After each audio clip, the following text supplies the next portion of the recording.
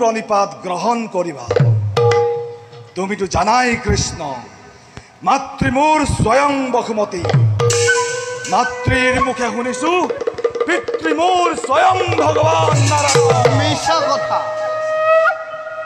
মোৰ গাত কলংক হানি মিছা অপবাদ নিদিবা। বসুমতী কাৰ মাতৃ, কোন কাৰ পিতৃ, কিয় বিচাৰ কৰিছা এই সমৰ ক্ষেত্ৰত? কৃষ্ণ এই হেই প্ৰাগজ্যোতিষপুৰ হৌৱা নৱগ্ৰহ পৰ্বতমালা, য'ত ব্ৰহ্মাই বিশ্ব ব্ৰহ্মাণ্ডৰ পাতনি মেলিছিল। পশ্চিমে হৌৱা নীলাচল পৰ্বতমালা, য'ত কামাখ্যা দেৱী হল প্ৰতিষ্ঠিত। তলত মহাবাহু ব্ৰহ্মপুত্ৰই ধীৰে ধীৰে সমুদ্ৰলৈ গতি কৰিছে। প্ৰভু, মোৰ সেৱা গ্ৰহণ কৰক প্ৰভু। উঠা। কোন তুমি নাৰী? এই যুদ্ধৰ মুহূৰ্তত তোমাৰ এই বেশেৰে অহা উদ্দেশ্য বা কি? পুনৰবাৰ সহস্ৰ প্ৰণাম তোমাৰ অভয় চৰণত। তুমিয়েই নেকি নৰকাসুৰৰ মাতৃ বসুমতী? নিশ্চয়। উদ্ধাৰ কাৰ্যত ঘটা সকলো ঘটনা তোমাৰ জানো মনত নাই? সেই তমসা বৃত্তৰ মাজত তোমাৰ দিব্য মূৰ্তিৰ সন্মুখৰ ৰূপ, দেৱতাই পান কৰা অমূল্য দান, শিৱৰ মন্ত্ৰ প্ৰভু। মই মোৰ পুত্ৰক কেতিয়াও মৃত্যুৰ সন্মুখলৈ ঠেলি দিব নোৱাৰো। ই মোৰ বাবে অতি ৰহস্যময় দাহনৰ সৃষ্টি। হে দয়াময়, কৃপা কৰা এই মাতৃৰ ওপৰত। মোৰ পুত্ৰক তুমি ৰক্ষা কৰা। মোৰ পুত্ৰক তুমি ৰক্ষা কৰা প্ৰভু। মোৰ পুত্ৰক তুমি ৰক্ষা কৰা। এই মাতৃৰ ওপৰত কৃপা কৰা তুমি। কৃপা কৰা।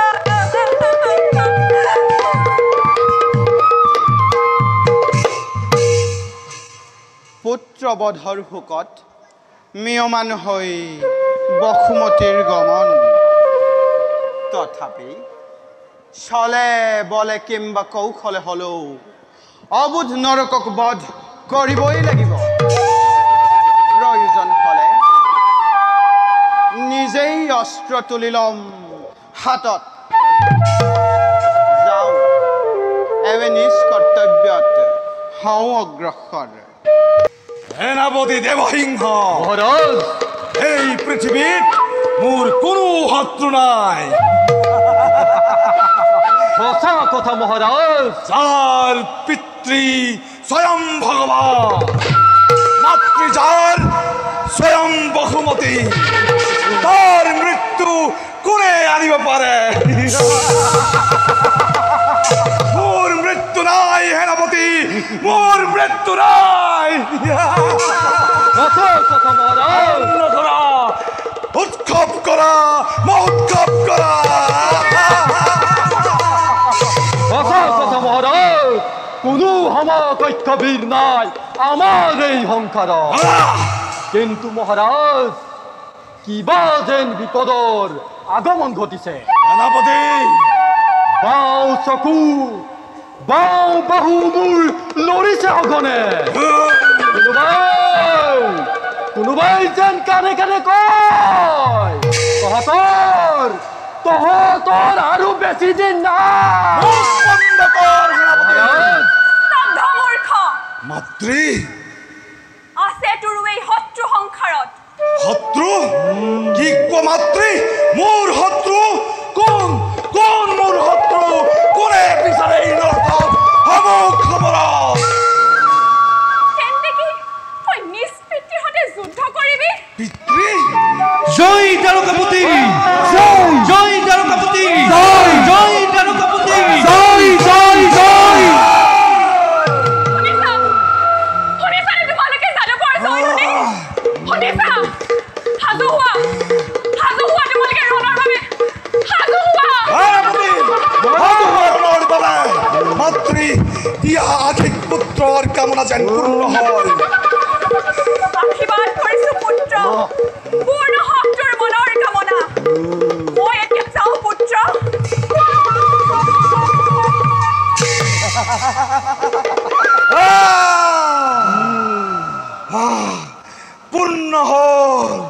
পূৰ্ণ হল মোৰ কলুষিত জীৱন মাতৃ আহি দিলে এই সংবাদ শত্ৰু মোৰ পিতৃ স্বয়ং ভগৱান সেনাপতি কৰি দিয়া কুকুৰা বজাই দুন্দুবি ধূপ দীপ জ্বলাই সবাই কৃষ্ণক কৰো আদৰণি ভাল মহাৰাজ শ্ৰীকৃষ্ণৰ আগমনত প্ৰাগজ্যোতিষপুৰত সেনাপতি এতিয়া বৰা ময়ো চিন্তা কৰোঁগৈ কৃষ্ণৰ বিৰুদ্ধে বেউ ৰচনা কৰোঁ কেনেকৈ বৰা ভাল মহাৰাজ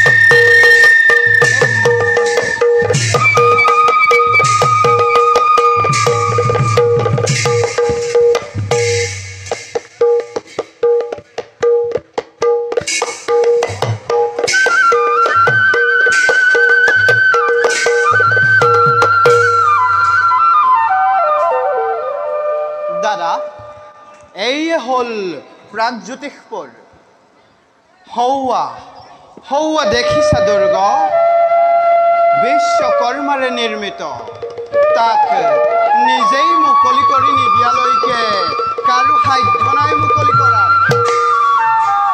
চিন্তা নকৰিবি কৃষ্ণ দাদা এই নাঙলেৰে আমি তাক দুৰ্গচূন্য কৰি দিম চাওঁ বাৰু কেনেকৈ ৰক্ষা কৰে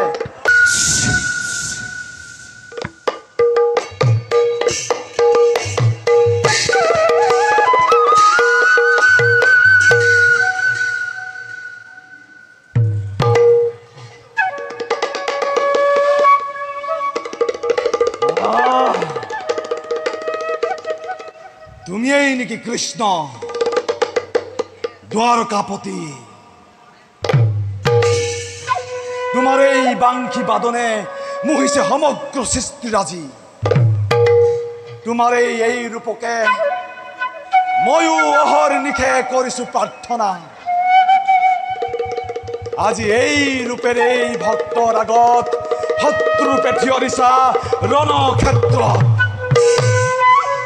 তথাপিতো ধন্য এই নৰকাসুৰ মোৰ প্ৰণিপাত গ্ৰহণ কৰিবা তুমিতো জানাই কৃষ্ণ মাতৃ মোৰ স্বয়ং বসুমতী মাতৃৰ মুখে শুনিছো পিতৃ মোৰ স্বয়ং ভগৱান নাৰায়ণ মিছা কথা মোৰ গাত কলংক সানি মিছা অপবাদ নিদিবা বসুমতী কাৰ মাতৃ কোন কাৰ পিতৃ কিয় বিচাৰ কৰিছা এই সমৰ ক্ষেত্ৰত কৃষ্ণ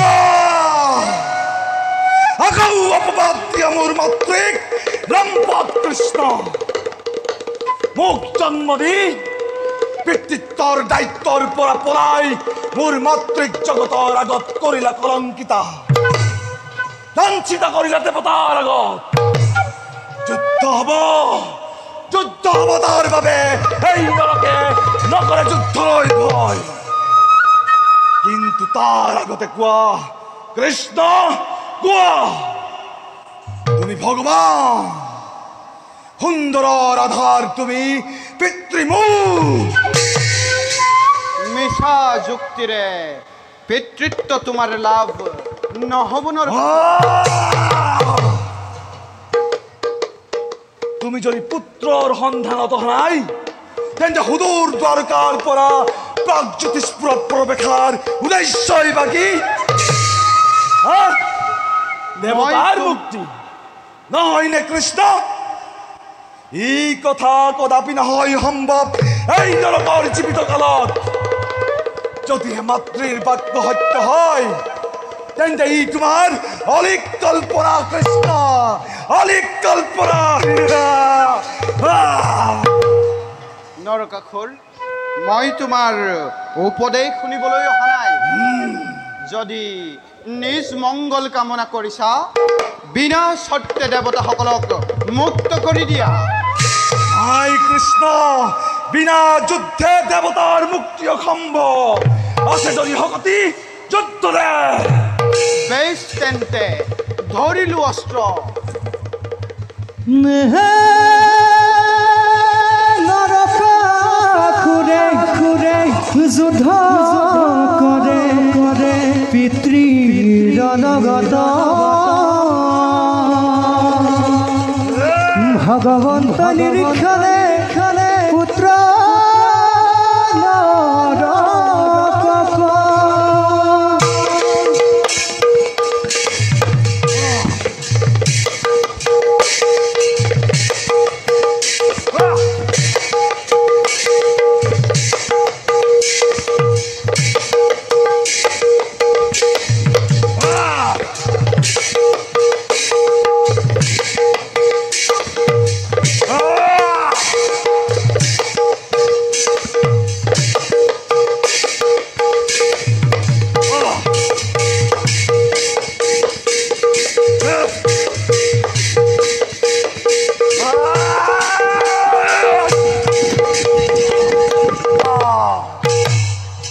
অবুধ নৰক, এইবাৰ মৃত্যুৰ বাবে সাজু হও। আছে যদি শক্তি যুদ্ধ দে কৃষ্ণ। ও রাম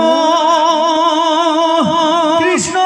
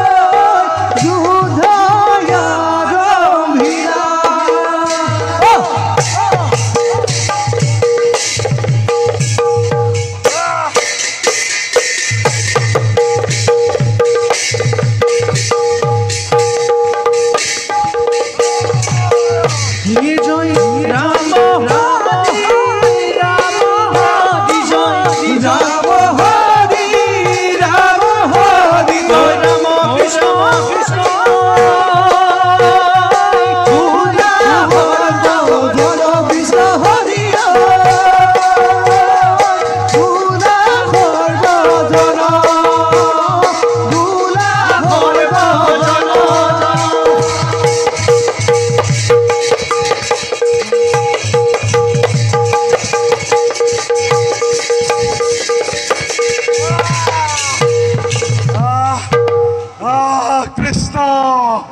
কৃষ্ণ কৃষ্ণ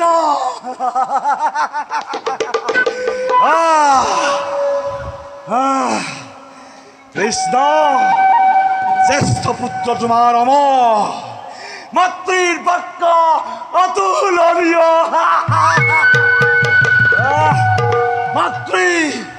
মাতৃ আজাই জুয়াই নিঃস্বক্ষরে কৃষ্ণর মৃত্যু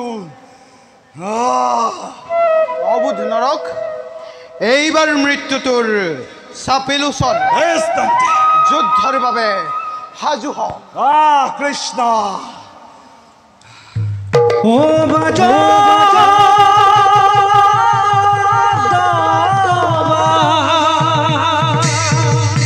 ও বাজ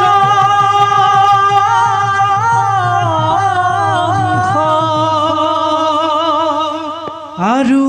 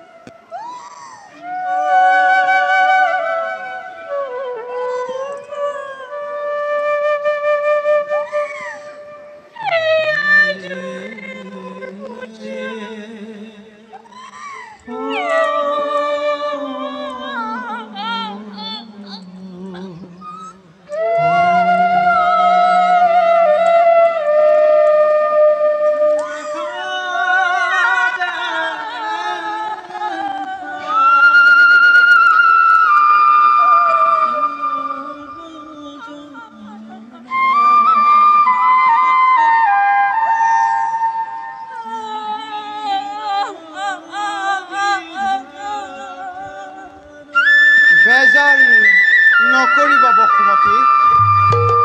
মই তোমাক পূৰ্বতেই কৈছিলোঁ, দ্বাপৰৰ দেশ ধৰণী সত্যভামা তোমাৰেই আন এটা ৰূপ। গতিকে সত্যভামাৰ আজ্ঞাই তোমাৰ আজ্ঞা। নৰকৰ মৃত্যুত অন্ধকাৰ নহয় প্ৰাগজ্যোতিষপুৰ। আজিৰ পৰা প্ৰাগজ্যোতিষৰ ঘৰে ঘৰে ধূপ ধূনাৰে দেৱ জ্বলিব। নৰক অমৰ হ'ব। গতিকে যোৱা, মায়াক সান্তনা দি দীপান্বিতাৰ ব্যৱস্থা কৰাব। ময়ো যাওঁ, দেৱতাসকলক মুক্ত কৰি দ্বাৰকালৈ যাত্ৰা কৰোঁ।